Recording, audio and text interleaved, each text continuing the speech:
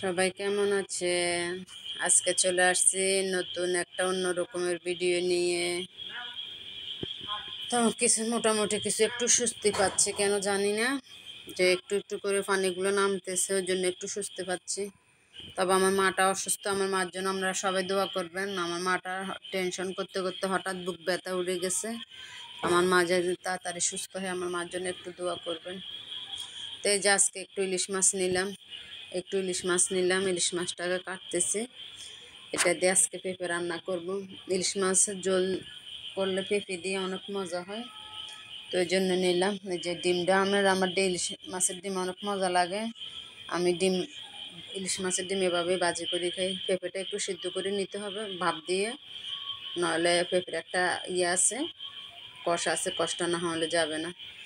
যে রান্না করেন ইলিশ মাছ দিয়ে পেঁপেটাকে এভাবে সিদ্ধ করে একটু ভাপ দিয়ে নেবেন। তো এই যে আমি করে মাছটা বসাই দিতেছি। একটু রসুন বাটা দিলাম, একটু ফ্রেজ ব্লেন্ডার করে রাখছি, রসুনও ব্লেন্ডার করে রাখছি। তো এগুলো দিয়ে আজকে এটাই রান্না করব, কেননা রুম ছেড়ে দিতেছি। রুমের কাজ, রান্না বান্নার কাজ মানে অনেক ঝামেলার ভিতরে, হিজিবিজিবির ভিতরে পড়ে গেছে। তো আশা করি সবাই আপনারা ভালো আছেন, আল্লাহ সবাইকে যেন ভালো রাখে। আর আমার ভাইদের কথা কি বলবো, আমার ভাইরা তো এখনও কাজগুলি করে যাচ্ছে। যারা ওদের সাথে কাজগুলি করতেছে, আমার ভাইগুলোকে অনেক অনেক মন্তর থেকে অনেক দোয়া করলাম ওদের জন্য। আল্লাহ যেন ওদেরকে যে যেখানে যায় তাদেরকে যেন সুস্থ রাখে, ওদেরকে যেন এভাবে সবার পাশে দাঁড়াবার জন্য আল্লাহ শক্তি দেয়, আল্লাহ রহমত দান করে।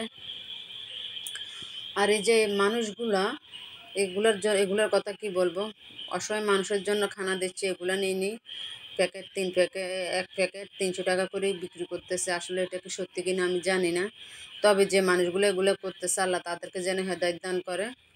এগুলা ঠিক না, অসহায় মানুষের জন্য খাওয়া নিয়েছে, খাওয়াগুলো অন্য জায়গায় বিক্রি করবে। আল্লাহ তাদেরকে হেদায়েত নাজিল করো, আল্লাহ সুবুদ্ধি দেখ। অসহায় মানুষের খাওয়া রিজিক মারি দিতেছে, মানুষে না খাই মরতেছে, আর সে এখানে বিক্রি করার জন্য বসে আছে। আর এখানে কি বলবো, যে ওদিকে এমন অবস্থা, একটা মোমবাতি নাকি আপনার, যেটা মোম 10 টাকার মোম, এটা নাকি 30 টাকা। মানুষের কি দুনিয়াতে আমরা আছি বলেন তো। তো এই যে আমার রান্নাটা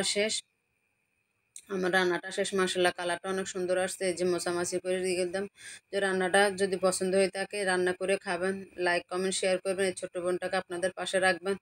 তা আজ এ পর্যন্ত, সবাইকে আসসালামু আলাইকুম, আল্লাহ হাফেজ।